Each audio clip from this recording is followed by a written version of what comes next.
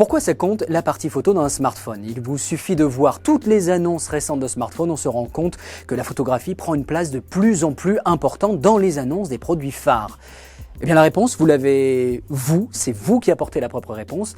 Les smartphones sont devenus vos appareils photo.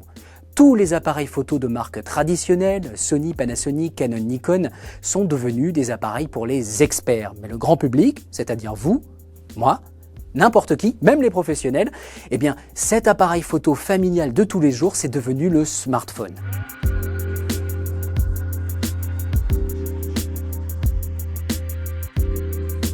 Ce qui explique l'explosion de la qualité d'image des smartphones, c'est les budgets absolument pharaoniques que les marques mettent dans leur recherche et développement. Des dépenses qui s'expliquent assez facilement. Le marché des smartphones, c'est plusieurs milliards d'unités par an.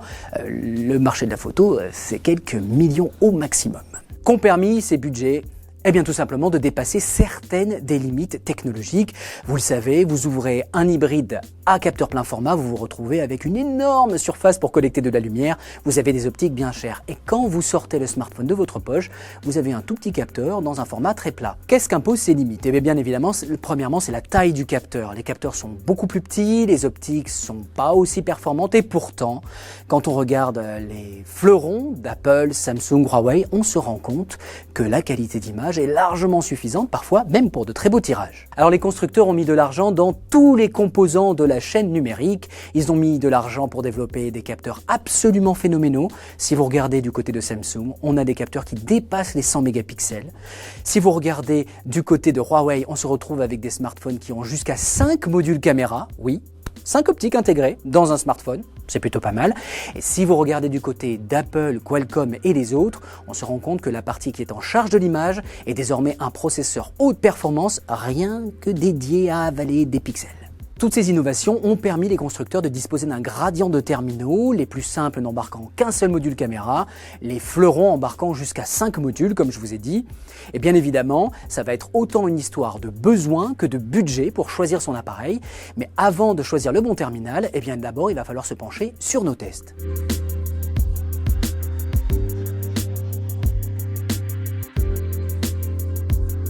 Comment on teste la photo à 01net.com? Eh bien, pas exactement comme un appareil photo. Pourquoi? Parce que si le processeur d'image est important dans l'appareil photo, la vitesse d'acquisition, l'autofocus, le processeur d'image à l'intérieur d'un smartphone est absolument et complètement capital. Si vous vous rappelez de l'épisode du Huawei Mate 10 Pro qu'on avait testé, on s'est rendu compte que l'appareil est passé de vraiment franchement médiocre à plutôt très bon, rien qu'avec une seule mise à jour de firmware. Dans un smartphone, le logiciel, c'est absolument fondamental. Problème? La moindre mise à jour de firmware peut faire basculer certains acquis. Donc nous testons les smartphones non pas uniquement avec des moulinettes logicielles, on ne met pas uniquement face à une série de tests automatisés, il va falloir le tester sur le terrain et nous communiquons, dès que nous le pouvons, sur la version du firmware avec laquelle nous l'avons testé. Donc pour tester un smartphone, il y a l'éternel, la sempiternelle mire. C'est une mire qui nous permet d'évaluer non pas les qualités intrinsèques de l'optique, mais la qualité d'image finale. Rappel, à l'intérieur, il y a un processeur d'image, des algorithmes, tout ça qui nous fait une tambouille.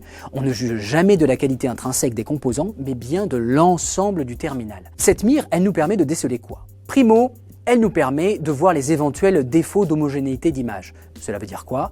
On regarde dans chacun des coins pour savoir si le vignettage, c'est-à-dire un effet d'assombrissement, est assez important dans les coins. C'est un défaut optique. On peut le rajouter en post-production pour donner un effet, mais quand on gère la qualité d'un module caméra, il faut qu'il y en ait le moins possible. Ensuite, ça nous permet, à périmètre plus ou moins constant, avec les mêmes types d'éclairage, de voir comment les appareils se comportent en basse lumière. Là encore, nous avons une très grosse limite. En plus du processeur d'image classique, la moulinette à pixels, se rajoutent les processeurs neuronaux. À l'intérieur des puces Apple, mais aussi Huawei, Qualcomm, il y a une nouvelle entité, un processeur neuronal, qui fait derrière mouliner tout un tas d'algorithmes IA. Ces algorithmes, qui en fait ont été entraînés sur des serveurs, ils ont une action sur l'image qui est en train d'être prise, pas uniquement avec la couleur, mais aussi avec le contenu de l'image. La limite étant que la reproductibilité est vraiment très compliquée à obtenir. Du coup, le test principal, ça va être non seulement de tester l'appareil sur le terrain, je prends généralement les terminaux avec moi, je vais dans la rue, en haute, en basse lumière, on fait des photos des sujets qui bougent, mais surtout en le comparant avec d'autres appareils, tous les ans, une fois à 2 fois par an, il y a notre fameux top 10 des smartphones en photo et on procède à ce que l'on appelle un encadrement comparatif. Cela veut dire quoi? Dans la même situation, en extérieur, à côté de la scène, un bateau qui passe, un contre-jour, eh bien on va prendre tous les terminaux et on va essayer de les noter les uns contre les autres parce qu'on sait qu'à un instant T, le logiciel ne bouge pas et on va pouvoir les qualifier les uns face aux autres.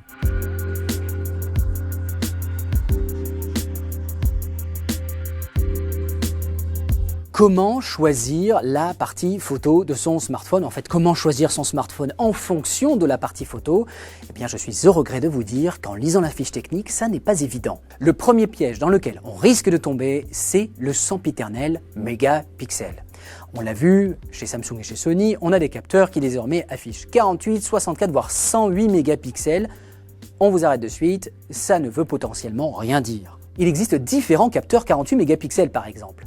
Il y a les capteurs qui vont être dédiés au marché plutôt bas de gamme. Le 48 mégapixels sera un peu l'appel marketing. Et il y a des 48 mégapixels de bien meilleure qualité qui vont servir, eux, à faire de belles images de 12 mégapixels. Donc attention, les mégapixels ne veulent absolument rien dire. Sans maîtrise, la puissance n'est rien. Le deuxième point où il ne faut pas que vous vous laissiez entraîner, c'est le nombre de modules caméra. On l'a vu chez certaines marques, l'explosion du nombre de modules caméra sur des appareils qui coûtent 200-300 € ne vont pas faire du terminal un bon appareil photo. Et même, c'est plutôt l'inverse.